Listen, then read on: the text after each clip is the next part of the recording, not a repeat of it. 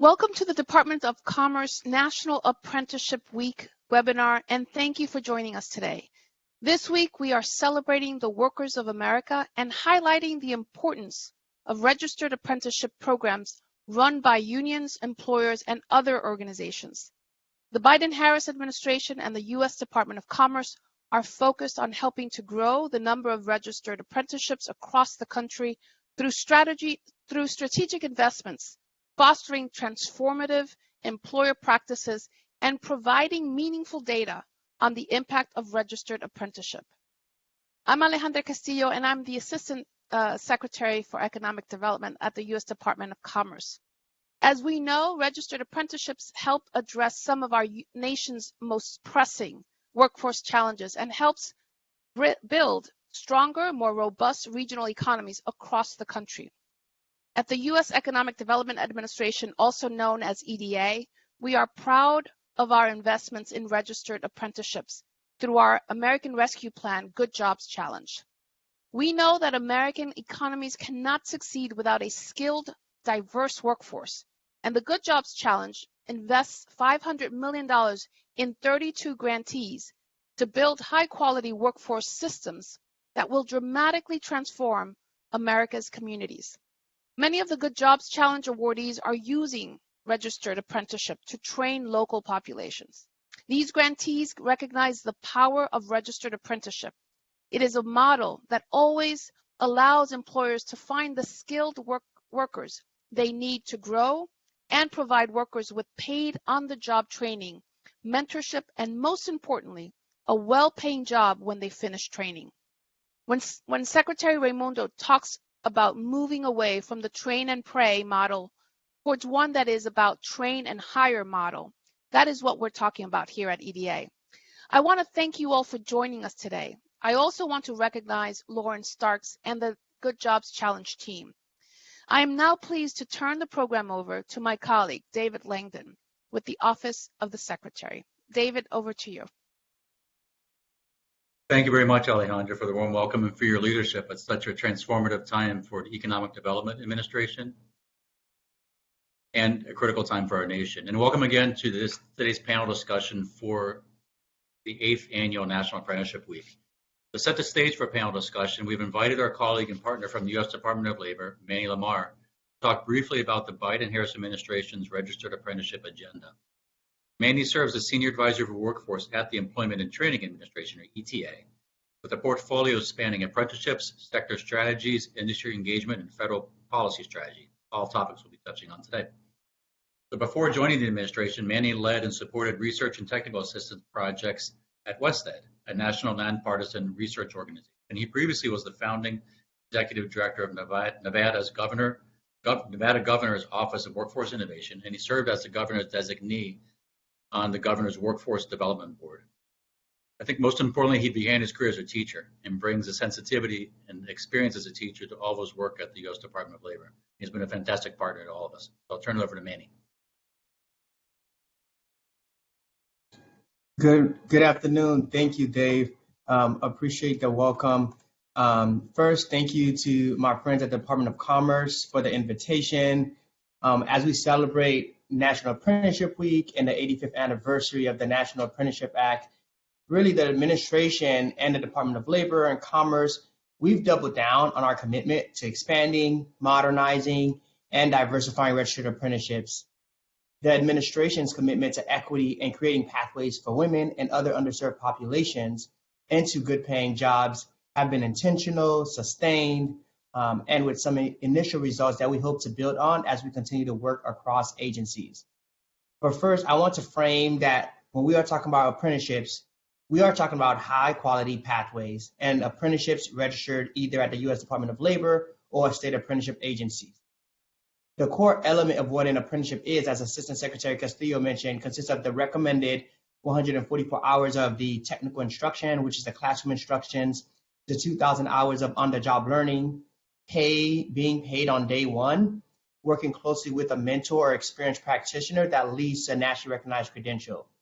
However, high quality registered apprenticeship programs also have a clear and safety component by providing workers protections And they also have a diversity element because programs are designed with what's referred to as equal employment opportunity components through strong non-discrimination, anti-harassment, and recruitment practices to ensure access, equity, inclusion as part of our regulations. Now, at the Department of Labor, we've worked to be intentional to match our investments and policies in ways that create pathways for women and underserved populations and ensuring equity more broadly.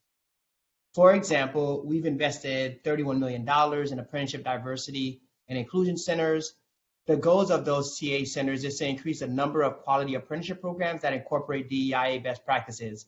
Last year, we invested $99 million in state apprenticeship expansion, equity, and innovation grants to expand into new industries and better support women and other underrepresented populations. This year, we awarded over $120 million in Apprenticeship Building America grants, which is really a grant program that advances the department's efforts to expand and modernize registered apprenticeships by increasing the number of programs, diversifying the industries that use apprenticeship, such as tech, healthcare, advanced manufacturing, and improve access to and performance of registered apprenticeship programs for underrepresented communities. And to be clear, we intentionally carved out $58 million to grantees focusing on equitable partnerships and pre-apprenticeship activities. We know in particular that pre-apprenticeship is a great strategy to improve equity. We've also invested $8 million to enhance apprenticeship intermediaries to enhance our capacity. We also partnered with the Women's Bureau to launch the Women in Apprenticeship and Non-Traditional Occupations, also known as WANTO grants, to fund community-based organizations to develop apprenticeship opportunities or other non-traditional skills training programs for women. Grantees are also providing supportive services to improve the retention of women in these fields. In addition to our investment, the Secretary reconstituted the Apprenticeship Advisory Committee to provide advice and recommendations to the Secretary on strategies to advance pathways. The ACA specifically has a subcommittee looking at how to increase the EIA and other pathways such as pre-apprenticeships to advance equity. Now, I can go on and on about our investments, but I also want to take a quick moment to highlight some recent examples that shows we are trending in the right direction. On July 19th, the Department of Labor, the White House, the Office of the National Cyber Director, Department of Commerce, and other agencies, we launched a 120-day cybersecurity sprint. A primary goal was to highlight the role registered apprenticeships can play in an innovative yet time-tested solution to get more well-trained and diverse talent more effectively into crucial cybersecurity jobs across the country. We work closely with our intermediaries, employers, and other federal and state agencies on this effort.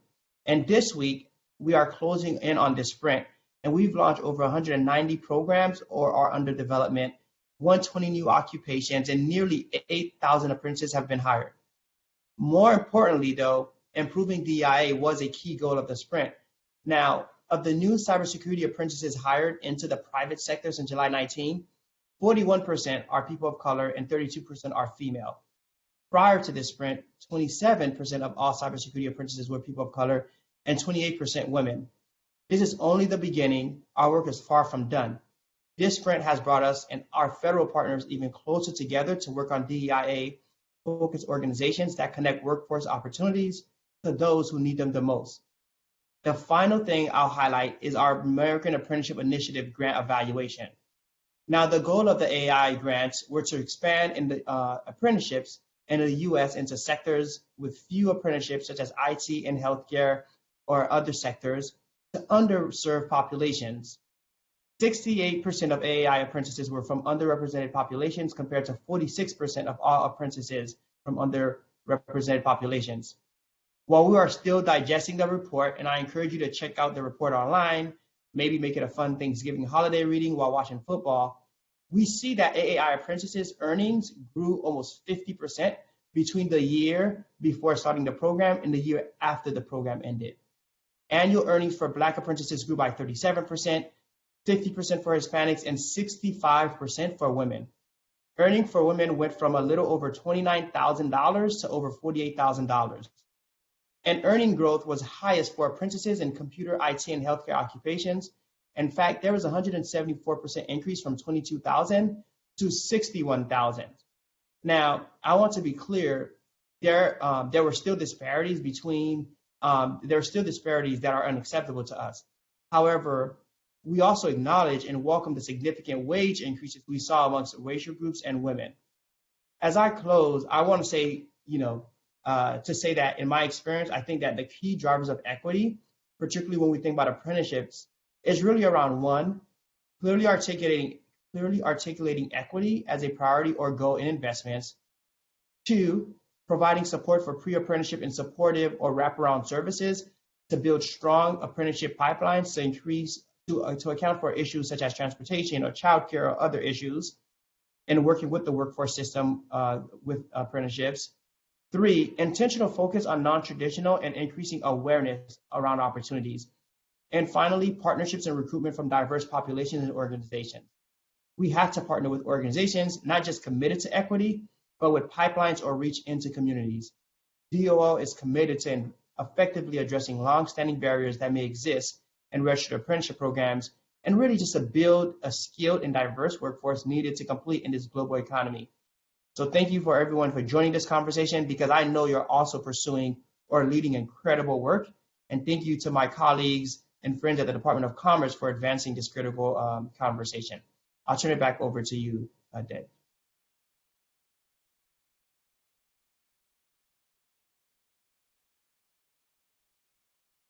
To quote Secretary Raimondo. And so it thrills me that at least 1/3 of the Good Job Challenge awardees are directly leading to more and more diverse apprenticeship. Annie noted, our departments, together with the Department of Education, are closely collaborating on the Biden-Harris workforce and economic agenda. Workforce development and economic development are inextricably linked. They're the two sides of the same coin, and there's no better training model to serve them than registered apprenticeships. Our goal at the Department of Commerce is to build sustainable, employer-driven career pathways that meet employers' needs for talent and to connect Americans to quality jobs. There's no better manifestation of that goal than each of the Good Job Challenge awardees, 4 of whom you'll be hearing from in just a minute. Let's flag on the investment side of the more than $1 trillion that the President and Congress are investing in to strengthen America over the next 5 to 10 years. $100 billion has come to the Department of Commerce, $50 billion roughly for the CHIPS and Science Act that will boost domestic semiconductor manufacturing, another $50 billion from the bipartisan infrastructure law to bring affordable, reliable, high-speed internet to every American. Workforce development investments, including registered apprenticeships, are part of the DNA of all those programs. I think together we can elevate the registered apprenticeships and demonstrate that they should be a company's first choice for building talented, diverse workforce in many cases. With that, I'd like to turn it over to Lauren Starks and our panelists. Thank you very much for joining.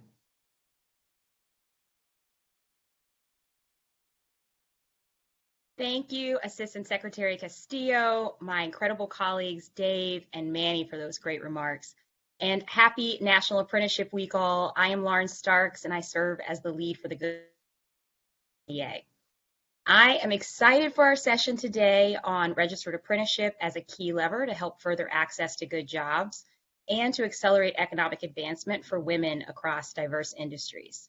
You heard during our welcome how this work fits into Department of Commerce's workforce investments, how we're approaching it in a coordinated way with the Department of Labor and with a whole of government mindset. And now we'll get to go deeper on how we're working to advance this through the Good Jobs Challenge program. I want to take a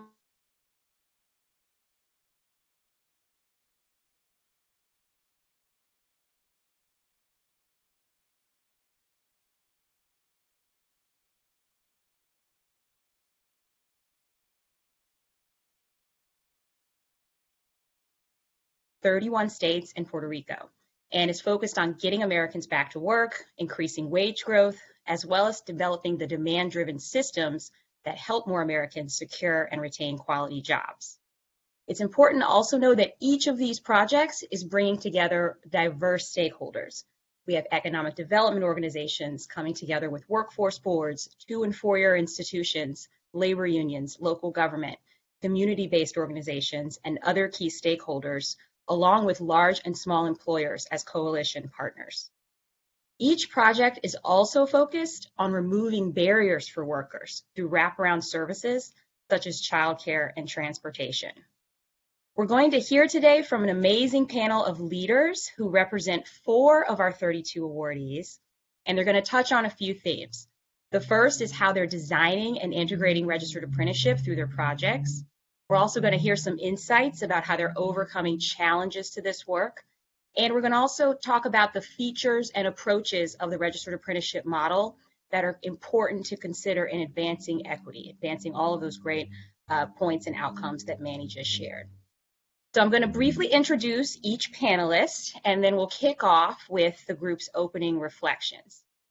So I'm delighted to introduce Jennifer Carlson. Jennifer is the Executive Director of the Washington Technology Industry Association Workforce Institute. WTIA's Good Jobs Challenge project spans 11 states and focuses on filling the tech industry's workforce and diversity needs through a registered technology apprenticeship program called Apprenti. I'm also happy to have with us Patrick Combs, who's the interim CEO of the Chicago Cook Workforce Partnership. Chicago Cook's Good Jobs Challenge project will include a registered apprenticeship component as core to the design of 4 sector partnerships in IT, manufacturing, healthcare, and transportation distribution and logistics. We also have with us Miles Gamble. Miles is the Director of Employer Engagement for the City of New York Human Resources Administration. The HRA project will design and build pathways into registered apprenticeship programs in construction and the industrial sector, with a focus on including women in these sectors. And then finally, we have Sarah Tracy. Sarah is the Managing Director of Workforce Services for the Ohio Manufacturers Association. OMA is designing and scaling a model that includes registered apprenticeship as a key strategy for growing diverse and inclusive talent pipelines for Ohio manufacturers. And they're going to partner with manufacturers across the state to advance the adoption of this model and focus in particular on creating on-ramps for women and groups that are underrepresented in the industry. So you each bring a unique perspective, and we want to start by just having you situate us in some background about your project, why apprenticeship was the right model for you, and the stakeholders you're working with to develop this work. So Sarah, let's start with you. Great. Thank you so much, Lauren. I'm really excited to be here today. So at the Ohio Manufacturers Association, we're relatively new to workforce development.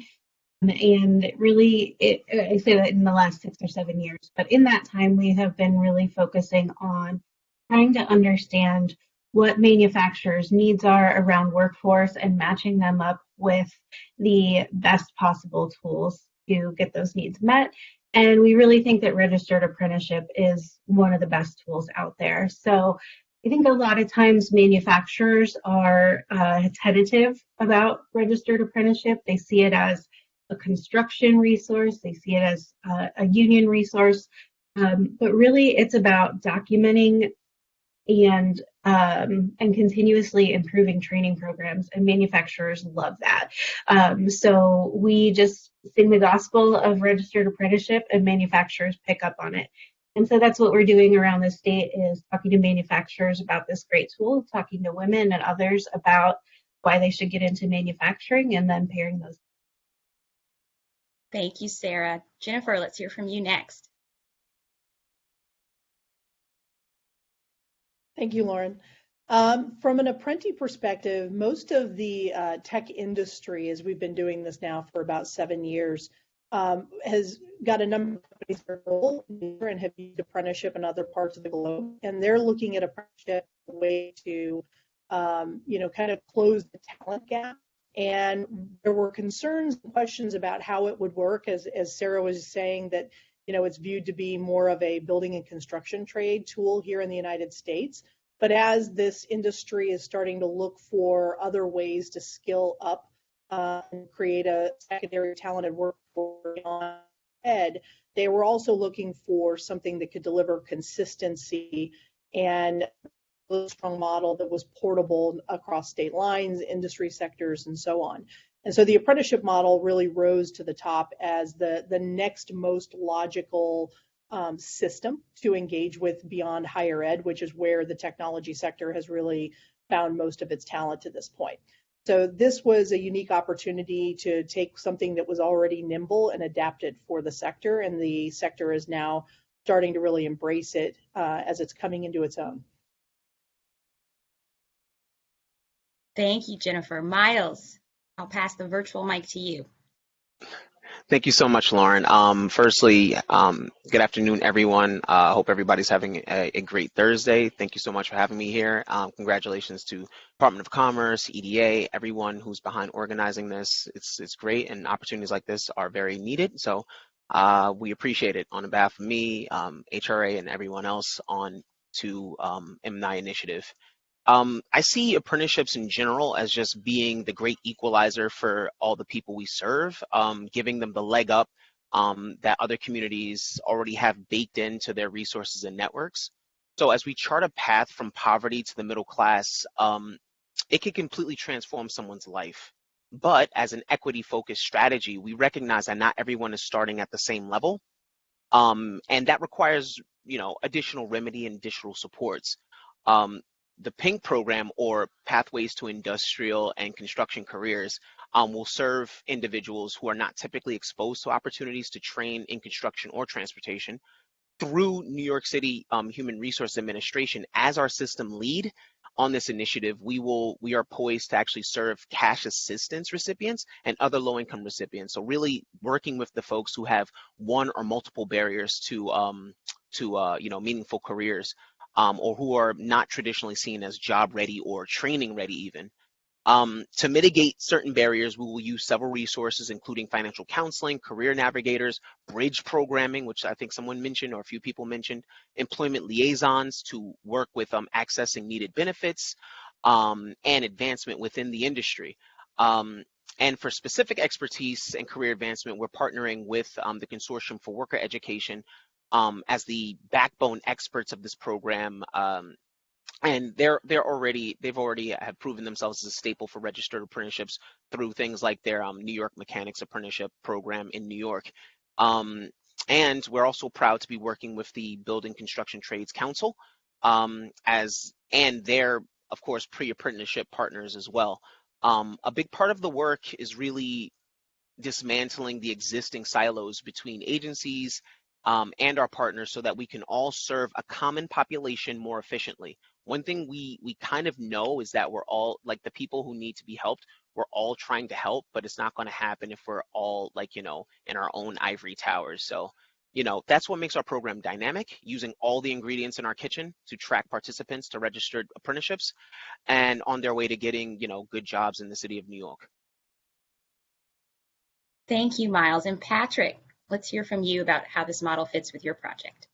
Thank you, Lauren, and thank you for having us. We're really excited to be here, and really just excited to be talking about good jobs and registered apprenticeships. And so, our Good Jobs Challenge project is just called Good Jobs Chicago. We went to 4 sectors because we really want to make good jobs central to how we do economic development and workforce development here in Chicago. And so the big part of trying to do this and do this on such a large scale is building trust. And so we're partnering, with businesses. They already understand the registered apprenticeship model and what a good job means to them. But we're partnering with a delegate network of about 90 delegates across the region who are trusted messengers in their communities. But to build trust in the community, they have to understand that these good jobs are actually good jobs. And there is no better brand recognition than a registered apprenticeship. Everybody knows when they hear registered apprenticeship that they know that that will lead to a good job. And so that helps us build that trust with community, to not say like, oh yeah, trust us, this is a good job, or here's this pipeline that you might not understand. We say, here's a pipeline to a registered apprenticeship. They say, okay, we know this is going to help us get to a good job. And so that is why we've tried to make registered apprenticeships core to all of our career pipelines, because we know that that is key to building trust, and also it's just a proven model that works. And instead of trying to reinvent the wheel here, let's work with what works and let's try to build something big. And so thank you. Thank you all for those really important insights. That's a great way to set some context for this conversation. So today's theme for National Apprenticeship Week is Women in Apprenticeship. And we know that although women make up half of the U.S. labor force, they only account for about 13% of new apprentices. And I know, because I've talked to all of you, that we all feel like this is a big moment. This is a big deal. These are historic times for accelerating strategies that are going to help more women access high demand industries through proven industry-led models like registered apprenticeship. So Sarah, OMA is working closely with manufacturers of all sizes and will include registered apprenticeships as a lever, particularly to lift up women into these roles. Can you share more with us about how you're approaching that, how this is going to help women access good jobs in your region? Yeah, absolutely. So I think we have, over the last few years, done a lot of research into what it'll take to get someone to consider a career in manufacturing. And one of the things that we found, especially for women, women who have families, who have childcare responsibilities, is there's just no appetite for training and education before employment. So if you aren't already working in manufacturing, you're not going to sign up for a 2-year associate's degree and hope you get a job at the end of it. So apprenticeship is the solution to tie people to work opportunities and a steady paycheck while they're learning those skills. And manufacturers really understand the need to grow their own talent. So I think the challenge here is that a lot of times there's still a barrier to entry for those folks who are brand new to the industry, because a lot of companies set up their apprenticeship selection procedures to choose apprentices from their incumbent workforce. And so we still have to get women into the door and get them that kind of on-ramp, entry-level training to manufacturing before they can even be selected as apprentices. So our program isn't a recognized pre-apprenticeship, but we do think of it as an on-ramp to apprenticeship, where we're trying to get women in the door, pre-screen them, help them think about manufacturing as a viable choice. We've learned a lot from partners in Ohio, like HHW Ohio, which used to be Hard-Hatted Women, and their WISE Pathways program, Women in Sustainable Employment, which gives women an opportunity to explore careers, to meet women in roles like the ones they might be looking towards, and really learn from those role models and get their foot in the door. So success in programs like that are going to help women get their foot in the door, get the coaching and the supportive services that they need to be successful in that first role, and advance into be competitive for those apprenticeship openings at their jobs. Thank you, Sarah. And we are definitely going to come back to this wraparound support piece, this removal of barriers, and the multiple pathways that can help support equity. I want to pull Miles in and note that women make up a primary group of HRA's clients. You mentioned in your overview, Miles, the Cash Assistance Program, SNAP, Jobs Plus program for New York Public Housing. Talk with us about how the HRA program is focused on creating paths into jobs while providing these wraparound services. Talk to us a bit about what that looks like, and particularly how that's fitting into your model on helping women advance into these roles. Thank you so much. Really, it's two things. So one, the first thing I'll start with is intentionality. So apprenticeships can be and have been used as tools in identifying remedies and opportunities for specific populations for years now. So it's no different for recruiting women specifically and other non-traditional populations for roles that were seen as traditionally male dominated. To go back to our backbone partner, by the way, Consortium for Worker Education, using their New York Mechanics Apprenticeship for an example, that program is actually designed to help bridge skill gaps and remove barriers for their participants, giving them access to CDL, giving them access to the diesel mechanics training and a lot of other services. They made it a point to specifically recruit from programs that work with women, such as the non-traditional employment for women New York, a nonprofit out of New York City, who also signed on to the Project Labor Agreement. Now, what this does is help us disaggregate, which is some of what Sarah's talking about, disaggregate this low-income population, not just say, oh, we're going to get low-income people in there, but we're going to specifically look to providing opportunities to women to locate those who are not only low-income, but are also have a harder time breaching into certain industries that are male-dominated, male-run. Again, underscoring the equity-focused strategy is to ensure that anyone in low-income communities have the same opportunities and exposure and immersion into these opportunities. So it's really about being intentional. And the city is being intentional about access for women, as we would want equitable access for anyone else who would apply. The second one is wraparound services, which is like, of course, that's most important. The reason why we chose to center HRA in the first place as our system lead is because it serves so many women, single parents, and families, and provides extensive wraparound service support, including childcare, which is like, it's a big deal. We recognize that existing systems may not be enough, and so we also are looking to partner with other entities across the city, including the Economic Development Corporation, to explore extended childcare options for parents who may have irregular working hours.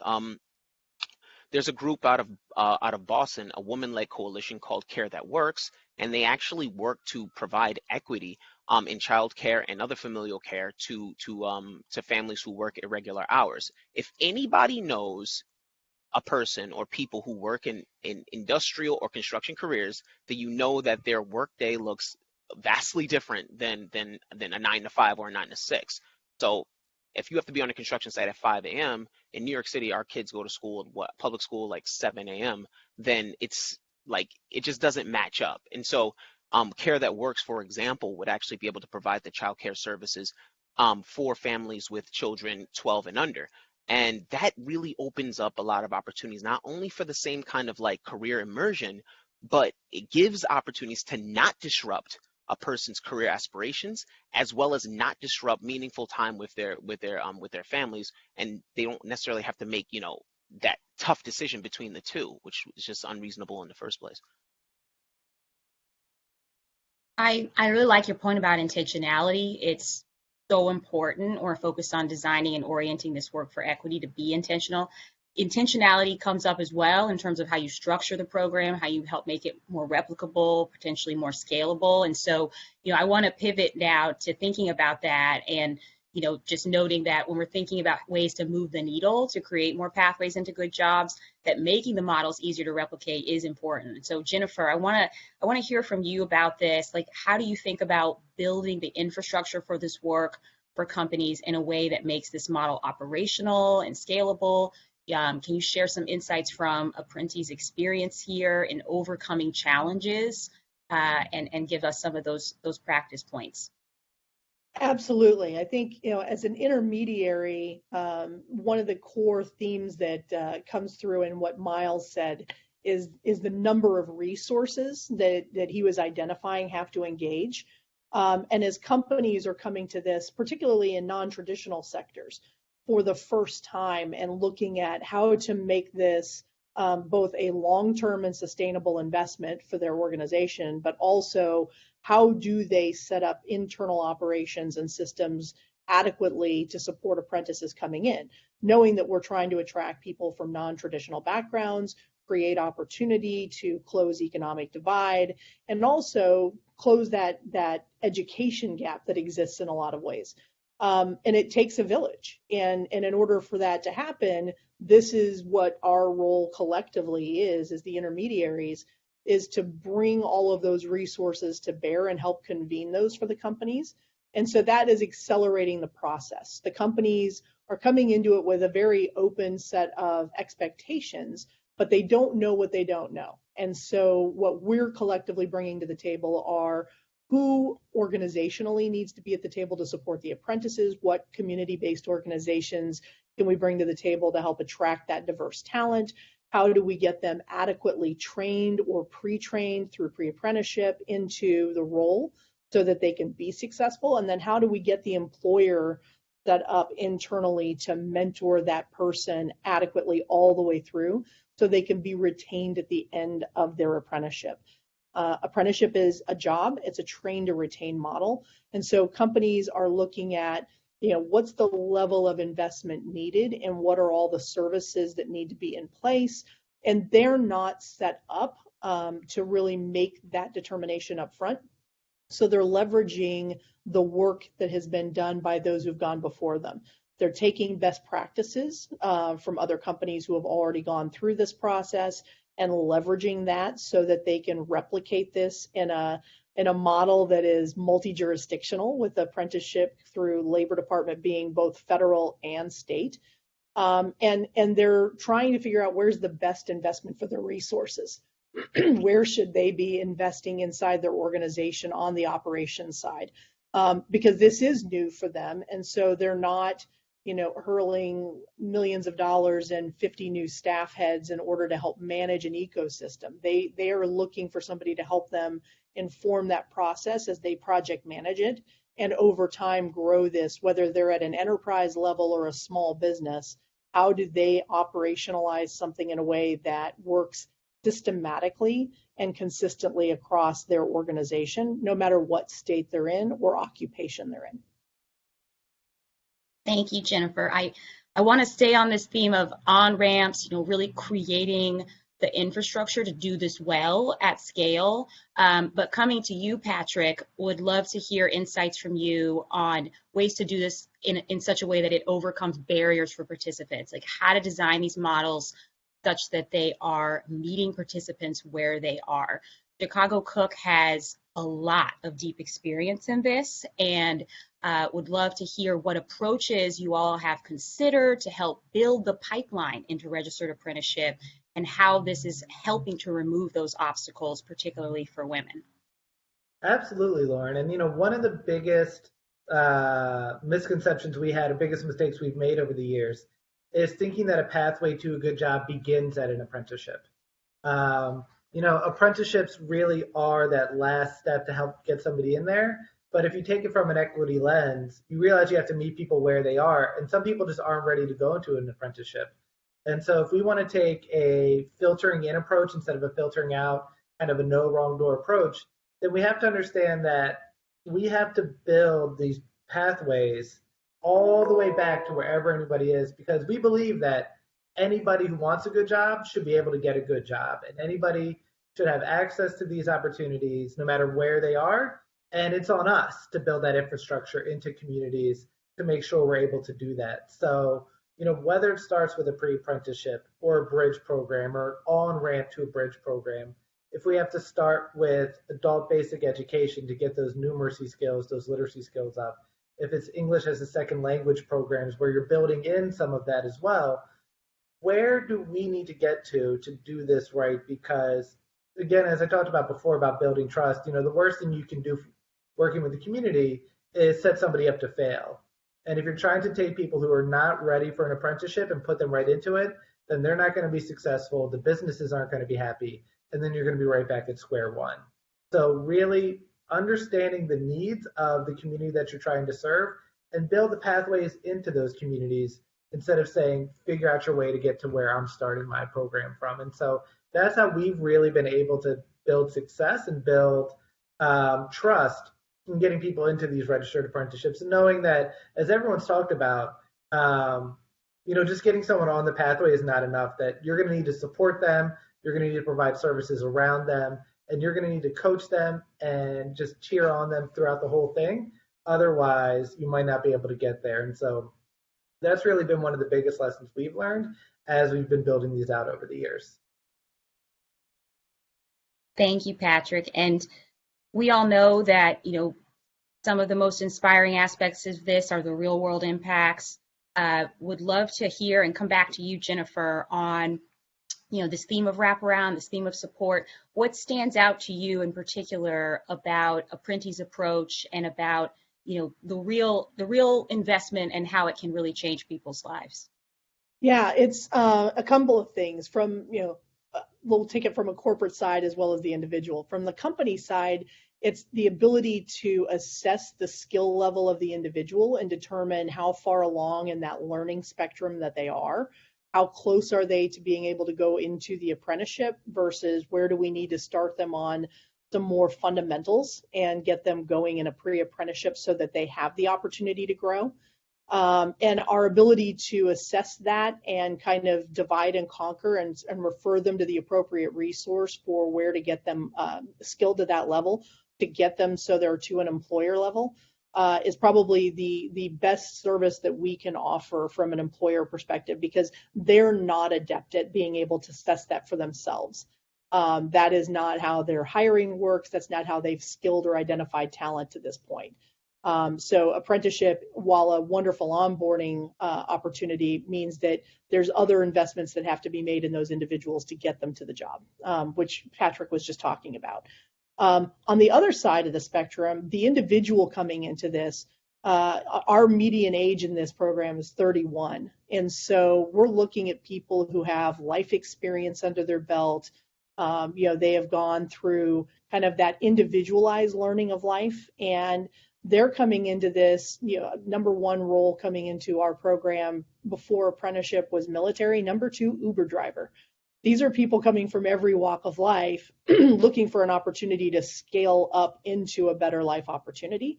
And the median wage in the apprenticeship is in the 60s with benefits, which is a 50% increase from where they were if they were even employed. And of those who were employed, most of them more than one job. And then their retained income is in the 90 range plus benefits. So these are not just career and family wages. These are changing family dynamics. These are economic mobility patterns that take families out of systemic poverty and move entire families into middle class. And then all of those other wraparound services that we talked about earlier on that Sarah and Miles mentioned were financial services and getting them set up for success long term so that they're not just economic mobility today, but they're actual in a position to save for retirement, change long-term trajectories, and have career growth potential. And one of the other services that we've recently put in place with Northeastern University is that they get college credit for their apprenticeship in select roles, which also puts them on a degree path without having to go start from scratch in college in order to remove that long-term ceiling they might hit in their career progression. Miles, Sarah, I want to invite you in for any reaction or reflection.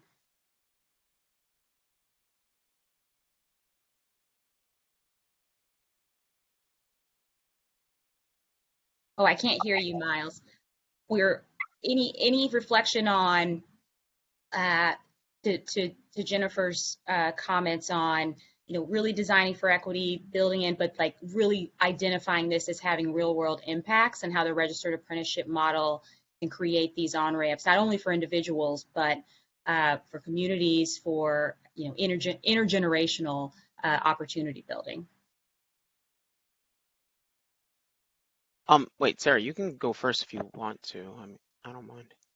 All right, I didn't want to talk over you, Miles. Thank you. I think, Okay. I just, I love everything that Jennifer said. And I think one of the things that is so, so important is that thinking about those pathways, the articulation to college credit, ways to talk about apprenticeship as it being one step in a long career journey. And so I think that, sharing that and making sure that both companies and individuals understand that, I think is so important. I'll turn it back over to Miles. Right. And just onto that subject, just to talk about this, like I think many of us already understand that to have access to choice is a privilege in itself, right? So the idea of like trying to figure out if you're at a crossroads in your career, many of us have, taken longer paths, some of us taking shorter paths, but either way, like a lot of us don't know what we're going to do when we get out of like secondary education. A lot of us don't know or don't know where we're going to end up. And those question marks, what you do with that or the support you have or the networks you have are very consequential, especially if you don't have like the money or capital to get anything popping. It becomes very, very, very much so of an urgent issue. And it's very easy to fall through the cracks. And so when just understanding that programs like this or even registered apprenticeships, it gives you that avenue of immersion. I keep saying immersion because immersion that's something that we all need. We need to, how do we know that we could be good, or how do we even know if we like something? All we know is we may have an interest in it, and if we can't be able to exercise that interest, then we're not really given the choice to at something that, we may want to actually do, be passionate about, or could potentially be successful at. So I think as we think about apprenticeships, that's why it's also important, to Patrick's point earlier about, like, being able to obviously bridge that. And everyone has mentioned bridging at one point or another, but also pre-apprenticeships are also important as well, which is also what we're doing with Pink. We're creating a bridge program to where folks will be able to, like, actually join, just to learn, like, what a Phillips head screwdriver looks like versus a flathead, right? Or to even have, like, kind of like a simulation of what it's like to be on a construction site. It's a hard hat. What do blueprints look like? These very, very, very simple things, just to figure out if you like it. Imagine if you were interested in like construction, but you don't like heights.